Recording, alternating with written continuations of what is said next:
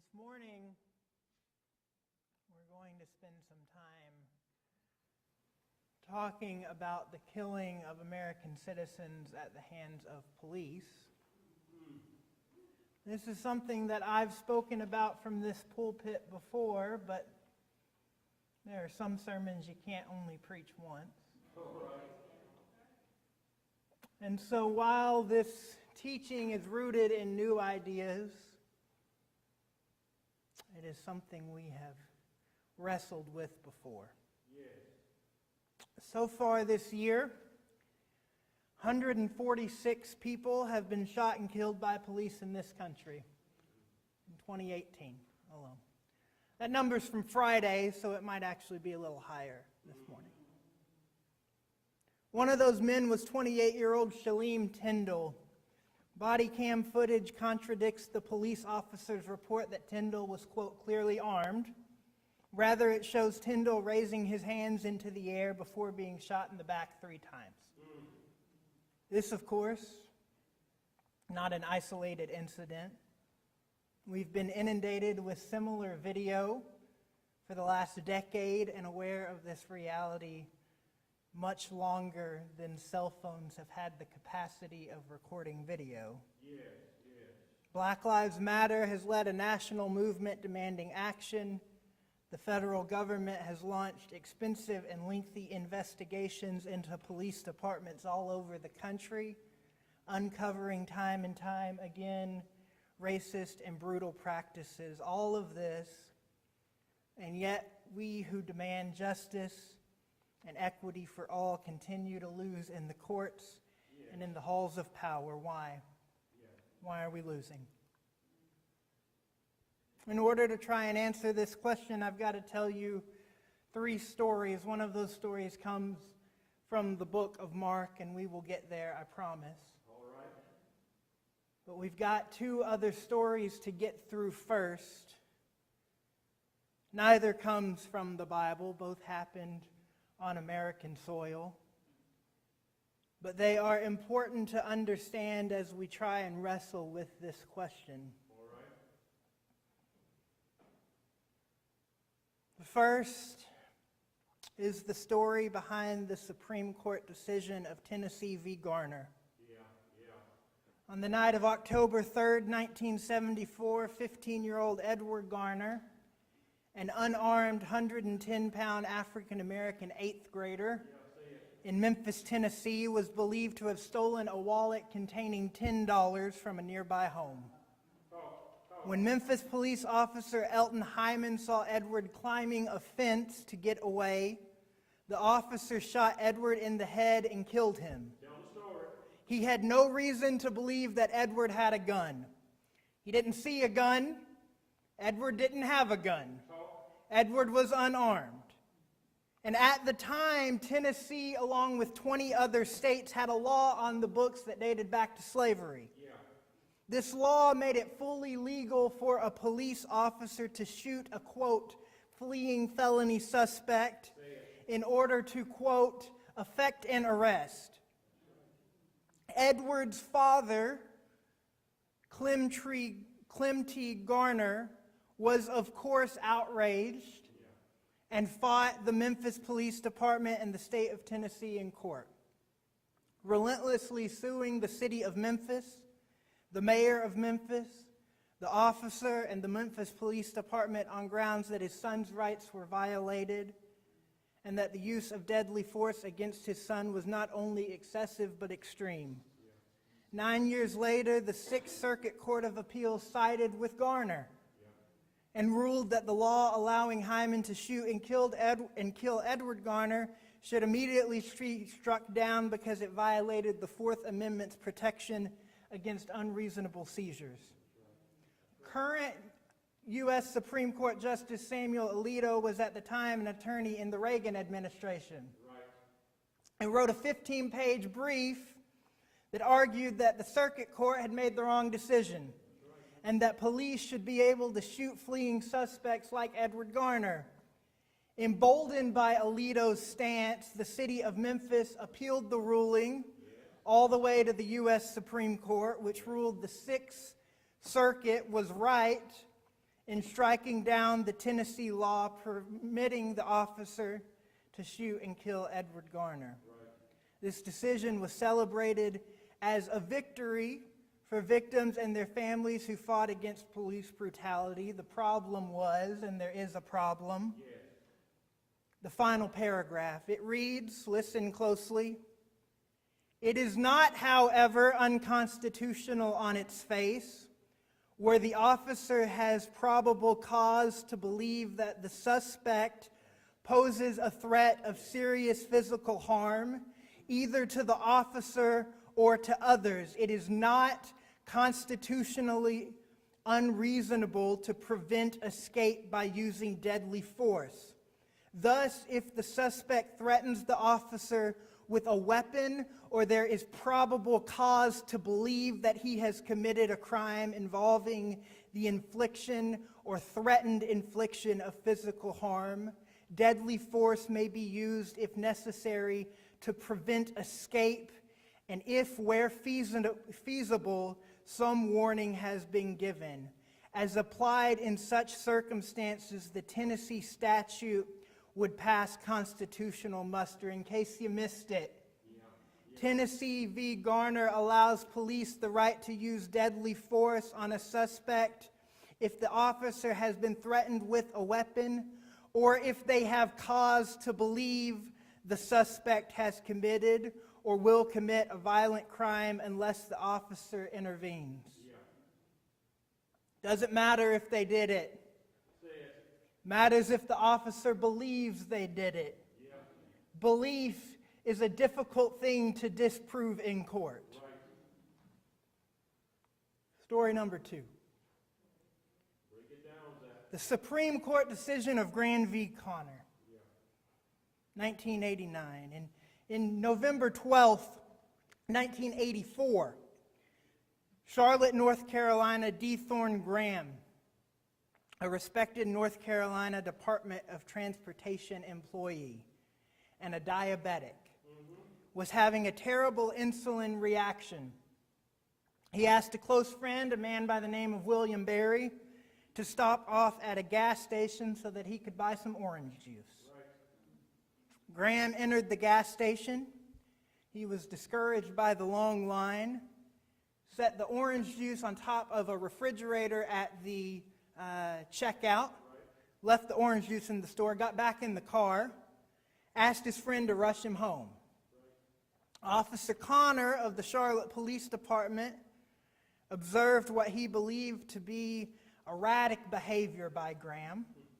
He ran out the store, followed the car half a mile, and decided to pull it over for an investigative stop, believing perhaps that Graham had stolen something from the store.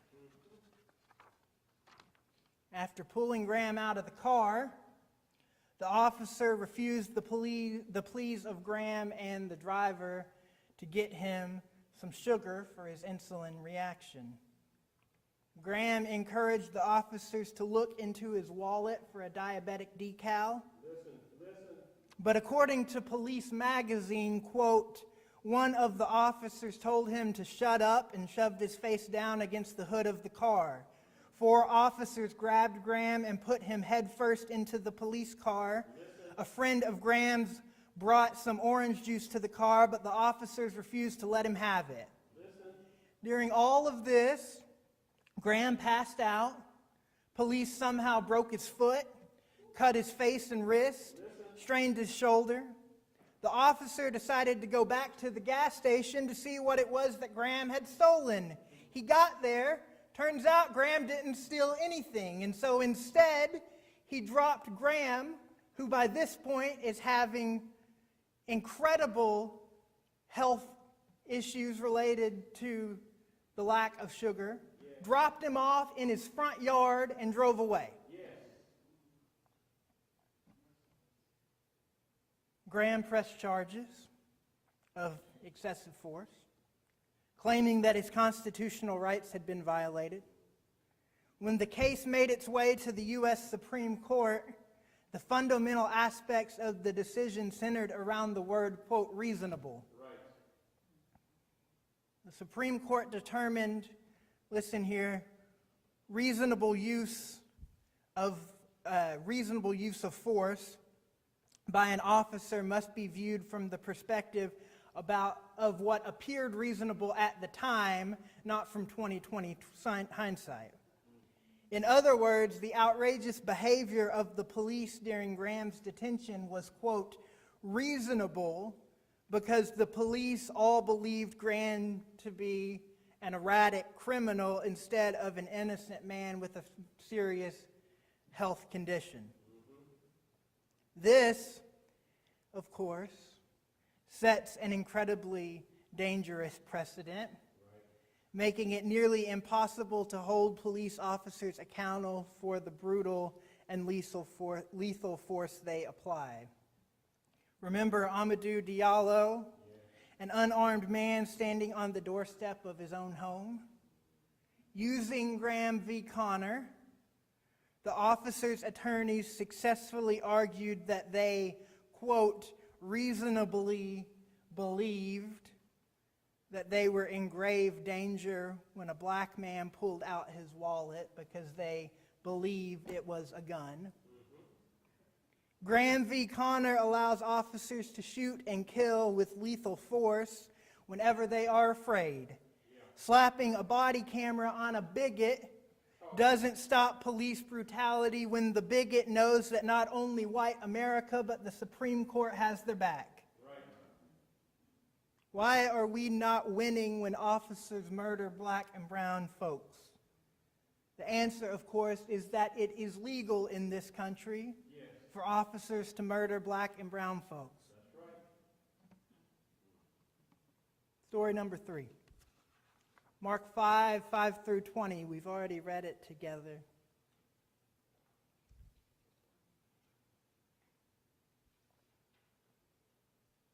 Jesus is confronted by a poor man who lives apart from the traditional world. He's become ritually impure.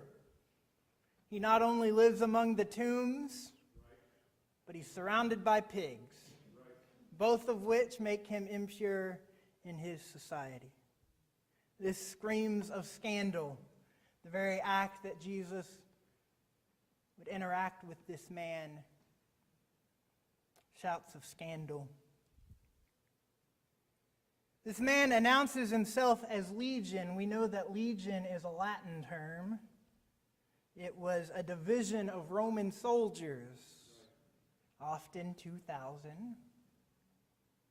He says, my name is Legion, for we are many. And the deeper we look, the more we see that the rest of the story, too, is filled with military imagery. The term herd of pigs is a bit odd here. Pigs don't travel in herds.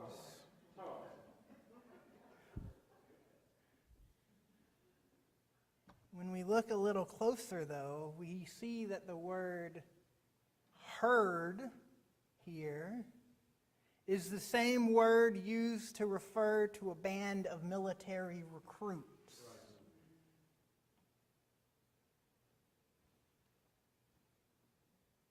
So demons are cast out of legion into a herd of pigs. Mark's on point, y'all. Okay. And You ready to play? this is a deeply symbolic and prophetic act. Jesus is railing against the military might of Rome. Yes. This legion of demons cast into a herd of pigs and thrown over the mountaintop. And as the Egyptian army was swallowed up by the Red Sea, the armies of Rome, represented as pigs and demons, are likewise swallowed by the waters. Jesus is confronting the colonial power structure. He is symbolically attacking Roman military power. Jesus compares Roman soldiers who were operating that day as the long arm of the law, as police, to an army of demons. It would seem that the author is attempting to remind us that empires too are demonic, that they trample on the weak to enrich the few. The man who calls himself Legion is, of course, possessed by the impure spirit of empire. John Dominic Crossan identifies demon possession as a psychological reaction to oppression. In northern Rhodesia, certain members of the Lunda Luvale tribes began to suffer from possession by what they called Bindele. Bindele was the Luvale word for European. They literally said and believed that people were possessed by the impure spirit of a European.